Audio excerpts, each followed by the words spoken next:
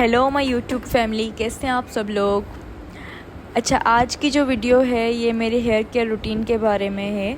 मैं एक चैलेंज करने वाली हूँ जो कि आपने इंटरनेट पे हर जगह देखा होगा, रोज़मेरी हेयर ग्रोथ चैलेंज। तो वो मैं आपके साथ आगे वीडियो में शेयर करने वाली हूँ। इसके लिए आप मेरी वीडियो एंड तक देखिएगा, बिल्कुल भी स्किप मत कीजिएगा। इस वीडियो में मैं आपके साथ आगे रोज़मेरी वाटर की रेमेडी शेयर करने वाली हूँ। मैंने रोज़मेरी लीव्स ऑर्डर किए हैं, वो मेरे पास आ गए हैं, तो मैंने सोचा कि आपके साथ ये चैलेंज करते हैं। तो गाइस, इस चैलेंज के रिज़ल्ट्स को और बढ़ाने के लिए मैंने हेयर ऑयलिंग भी इसमें ऐड की है। तो यहाँ पे मैंने रोज़मेरी इसेंशियल ऑयल ऑर्डर कर लिया था और ये मैं आपके दिखा रही थी। और ये मैंने अपना DIY घर पे ही मिक्स ऑयल्स को और हर्ब्स को मिला के कुक करके मैंने अपना ये होममेड ऑयल बनाया है। तो मैं ये थोड़ा सा हेयर ऑयल अपना ले रही हूँ। तो आप कोई भी ऑयल यूज़ कर सकते हैं, whether it's coconut oil, olive oil, जो भी आपको हेयर ऑयल सूट करता है अपने हेयर टाइप के हिसाब से, तो आप वो पिक कर सकते हैं। तो इसमें मैं ऐड करूँगी ये रोज़मेरी इसेंशियल ऑयल के कुछ ड्रॉप्स। अच्छा गाइस, इस ऑयल को बनाने से पहले मैं आपको रोज़मेरी इसेंशियल ऑयल के कुछ बेनिफिट्स बताने वाली हूँ। तो रोज़मेरी इसेंशियल ऑयल या रोज़मेरी ऑयल या रोज़मेरी वाटर हेयर ग्रोथ के लिए कितना बेनिफिशियल है, इस पे एक रिसर्च पेपर भी शेयर हुआ है कि ये 2% मिनॉक्सिडिल से इसको कंपेयर किया गया है। ऐसा कोई भी इंग्रेडिएंट नहीं है आयुर्वेदिक में या हर्बोलॉजी में या हर्ब्स में, कोई भी ऐसा इंग्रेडिएंट नहीं है जो कि इतना पावरफुल हो हेयर ग्रोथ के लिए या उसके कुछ साइंटिफिक एविडेंस मौजूद हों। तो ये एक वाहिद रोज़मेरी जो है वो इंग्रेडिएंट है जिसको 2% मिनॉक्सिडिल से कंपेयर किया गया है for alopecia and hair regrowth. तो यहाँ पे मैं कुछ ड्रॉप्स इसके एसेंशियल ऑयल के अपने ऑयल में ऐड कर रही हूँ। इसकी फ्रेग्रेंस जो होती है वो पेपरमेंट की तरह काफ़ी स्ट्रॉन्ग होती है, जो आपके स्कैल्प की ब्लड सर्कुलेशन को इम्प्रूव करती है और आपकी न्यू ग्रोथ लाती है।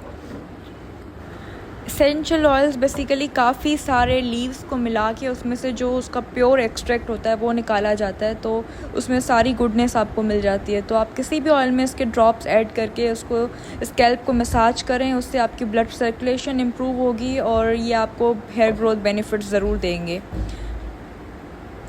अच्छा, तो यहाँ पे मैंने अपना हेयर ऑयल मिक्स कर लिया था और यहाँ पे मैं अपने बाल डीटेंगल कर रही हूँ। आप भी मेक श्योर कीजिए कि अपने बाल डीटेंगल कर लें प्रॉपरली, ताकि ऑयल जो है आपके बालों के सेक्शंस में प्रॉपरली अप्लाई हो सके।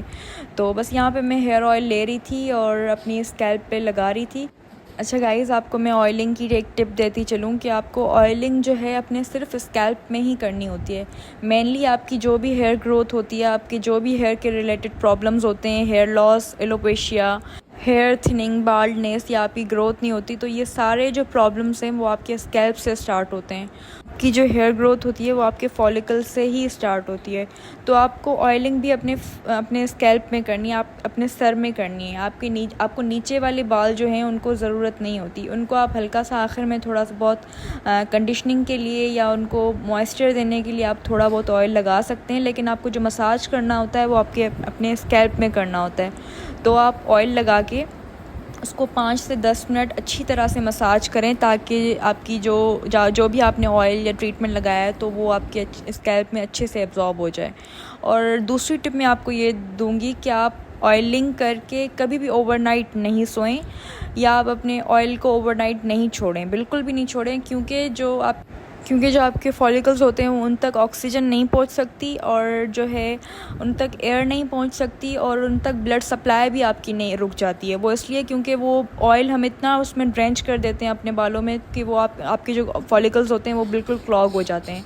तो बस उन तक जितना ऑयल जाना होता है वो आपके मैक्सिमम 1 से 2 घंटे के अंदर अच्छे से एब्जॉर्ब हो जाता है। आपकी जितना भी ऑयल फॉलिकल्स तक पहुंचना होता है वो उसमें पहुंच जाता है। अच्छा, तो मैंने ऑयलिंग कर ली थी, अपना मसाज करके मैंने एक प्रोटेक्टिव हेयर स्टाइल बना के चुटिया करके और सिल्की अपनी स्क्रंची के साथ अपने बाल बांध लिए थे और मैंने उसको छोड़ दिया। अब मैं 1-2 घंटे के बाद जो है हेयर वॉश करूँगी अपने।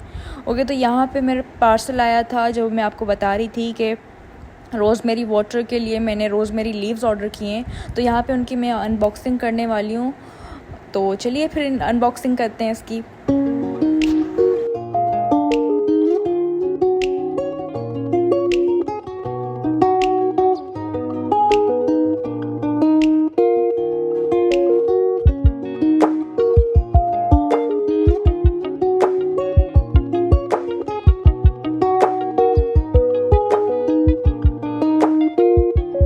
अच्छा जी, तो यहाँ पे मैंने रोज़मेरी लीव्स का पैकेट खोल लिया था और यहाँ पे मैं निकाल के देख रही थी यहाँ पे कि इसका टेक्सचर कैसा है और ये लगते कैसे हैं, दिखने में कैसे लगते हैं। तो ये मैं आपको दिखा रही हूँ। ये बिल्कुल छोटे छोटे ड्राइड लीव्स की तरह हैं।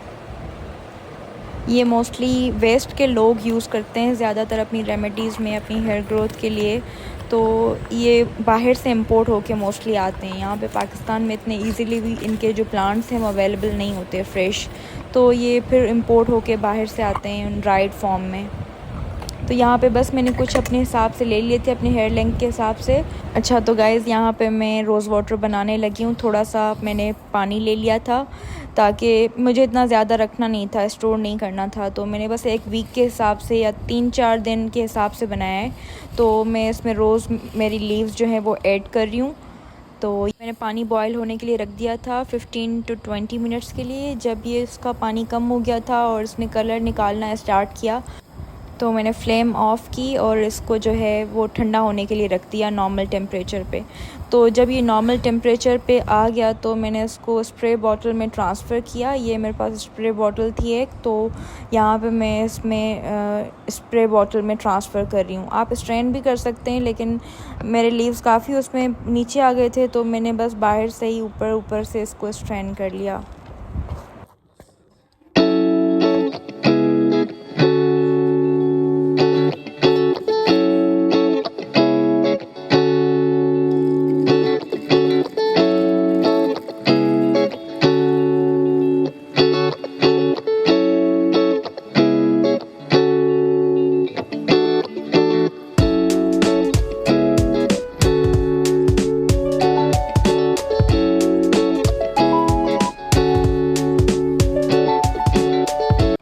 तो गाइज़ मैंने रोज़मेरी वाटर इसमें ट्रांसफ़र कर लिया था अपनी स्प्रे बॉटल में, और आप क्वांटिटी देख सकते हैं। ये बस हार्डली 3 टाइम्स ही यूज़ हो सकती है। तो मुझे फ़्रेश बनाना था तो फिर मैंने इतना ही इसको बनाया है। तो उसके बाद ये जो रोज़मेरी लीव्स के थे जो बच गए थे तो वो मैंने फ्रिज में रख दिए, स्टोर कर लिए कि ये नेक्स्ट टाइम में काम आ जाएंगे। तो गाइज़ ये रोज़मेरी वाटर जो है मैं अंदर ले आई थी यूज़ करने के लिए, और बस अब मैं इसको अपने बालों में लगाऊंगी, अपनी स्कैल्प में अच्छे से मसाज करूंगी। तो मैं आपके साथ ये शेयर कर रही हूँ अभी मैं कैसे लगाना है। आप इसको वीडियो को गौर से देखिएगा।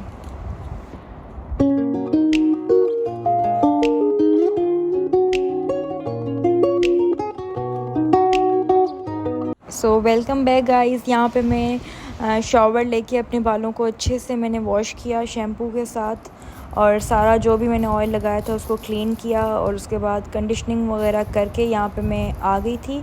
और मैंने बाल जो हैं सेमी ड्राई कर लिए थे। आप भी अपने बाल 70 to 80% ड्राई कर लें, और फिर बालों को डीटेंगल करके और अपनी जो बॉटल है स्प्रे बॉटल उसको स्कैल्प में लगाएं।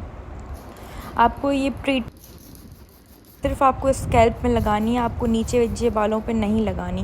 तो मैं यहाँ पे सेक्शनिंग करके लगा रही थी पहले। आप पहले अच्छे से अपने बालों के सारे पार्ट्स को सेक्शन कर लें और फिर उसको लगाएं, अच्छे से लगाएं, हर पार्ट तक लगाएं। और जहाँ पे आपके बाल नहीं हैं या फिर ग्रोथ कम है वहाँ पे ज़्यादा लगा के अच्छे से अपने बालों का मसाज करें। सारे पार्ट्स में लगा के आपको अच्छे से अपने बालों का मसाज करना है, और काफ़ी देर तक करें, 5 से 10 मिनट आप अच्छे से मसाज करें। जैसे आप ऑयलिंग करते हैं, मसाज करते हैं, तो आप इसको अपने हाथों से अच्छे से एब्जॉर्ब करवाएं ताकि आपके फॉलिकल्स तक ये पहुंच जाए और आपको फुल बेनिफिट दे हेयर ग्रोथ के।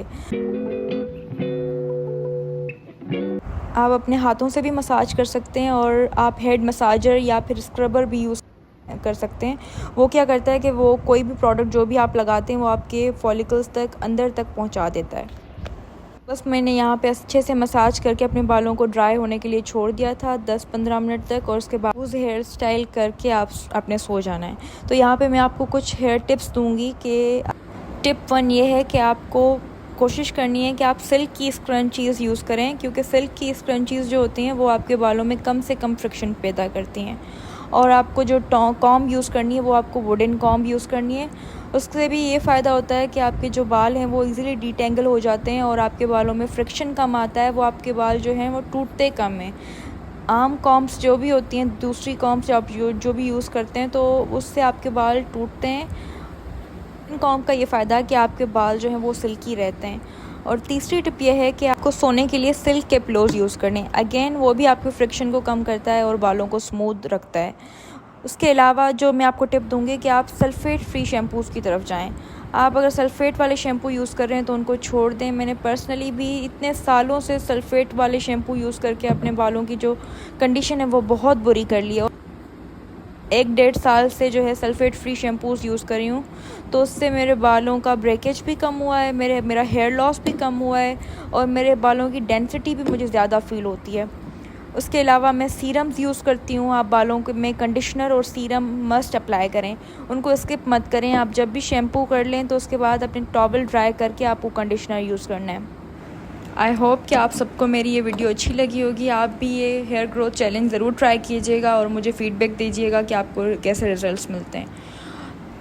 गाइज़, मुझे आपके साथ और भी काफ़ी हेयर टिप्स शेयर करनी थी क्योंकि मेरे बाल काफ़ी टाइम से डैमेज रहे हैं due to continuous hair dyes and straightening treatments, keratin. तो मैं आपके साथ ज़रूर शेयर करूँगी कि कौन कौन सी चीज़ें मेरे लिए वर्क की हैं और आपको कौन सी करनी चाहिए, कौन सी नहीं करनी चाहिए।